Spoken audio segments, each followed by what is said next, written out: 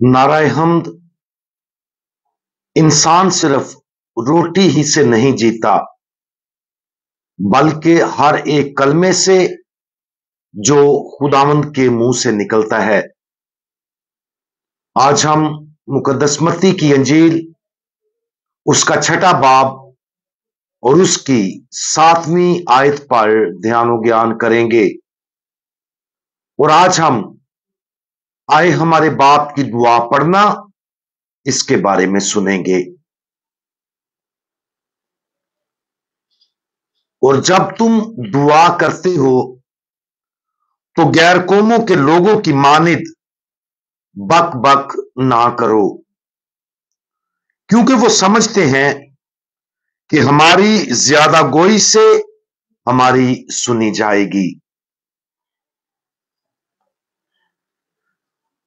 याद करें कि जब खुदावंद यीशु मसीह बाजुकात अकेले दुआ करने के लिए जाते थे और सारी रात दुआ में गुजारते थे, इस तरह यह वाज़ेह है कि खुदावंद यीशु मसीह दुआ के तवील और मुखलिस औकात के हक में है, क्योंकि उसने हमें सिखाने के लिए अपनी मिसाल दी है।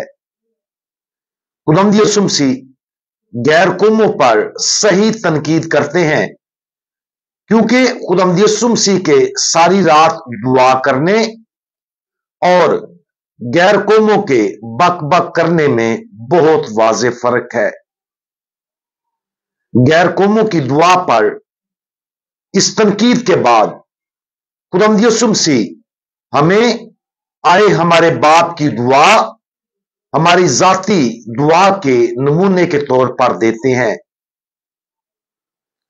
आए हमारे बाप की दुआ खुदा बाप के साथ गहरे जाती अंदाज में मुखातब होने से शुरू होती है। यानी खुदा सिर्फ एक ताकतवर कायनाती वजूद नहीं है, वो जाती और खानदानी है, वो हमारा बाप है। खुदावंद यीशु मसीह इस दुआ को जारी रखते हुए हमें अपने बाप की पाकीज़गी का ऐलान करते हुए उसकी इज्जत करने की हदायत करता है। खुदा और खुदा ही वो मुकद्दस जात है जिससे जिंदगी का तमाम तकद्दस फूटता और हमें हासिल होता है। जैसा कि हम बाप की पाकीज़गी को तस्लीम करते हैं, हमें उसे बादशाह के तौर पर भी तस्लीम करना चाहिए और अपनी जिंदगियों और दुनिया के लिए उसकी बादशाही की तलाश करनी चाहिए। यह तब भी पूरा होता है जब उसकी कामिल मर्जी जैसे आसमान पर पूरी होती है, जमीन पर भी हो। यह कामिल दुआ इस बात को तस्लीम करते हुए इख्तिताम होती है कि खुदा हमारी रोजमर्रा की तमाम जरूरियात का जरिया है, बाशमूल हमारे गुनाहों की मुआफी और हमें तमाम बुराइयों से तहफ़्फ़ुज़ फराहम करता है। कामलियत की इस दुआ के मुकम्मल होने पर खुदावंद यीशु मसीह हमें एक सियाको सबाक फराहम करता है, जिसमें ये और हर दुआ मांगनी चाहिए। वो कहता है, अगर तुम लोगों को उनकी खताओं को मुआफ करोगे तो तुम्हारा आसमानी बाप तुम्हें मुआफ करेगा, लेकिन अगर तुम लोगों को मुआफ नहीं करते तो तुम्हारा आसमानी बाप भी तुम्हारी खताओं को मुआफ नहीं करेगा। यह दुआ सिर्फ उस सूरत में मुयस्सर होगी जब हम उसे इजाजत दें कि वो हमें बदले और हमें आसमानी बाप की तरह बनाए। लिहाजा अगर हम चाहते हैं कि हमारी मुआफी की दुआ मुयस्सर हो तो हमें वही जिंदगी गुजारनी चाहिए जिसके लिए हम ये दुआ करते हैं।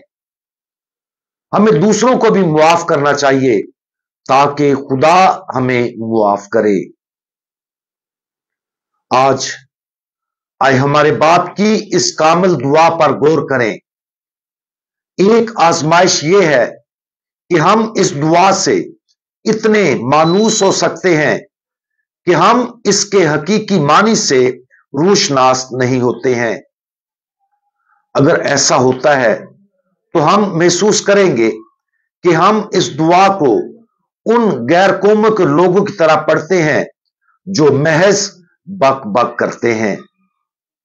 लेकिन अगर हम आजिज़ी और खुलूस के साथ इस दुआ के हर लफ्ज को समझें तो हम यकीन कर सकते हैं कि हमारी दुआ हमारे खुदावंद की दुआ जैसी हो जाएगी।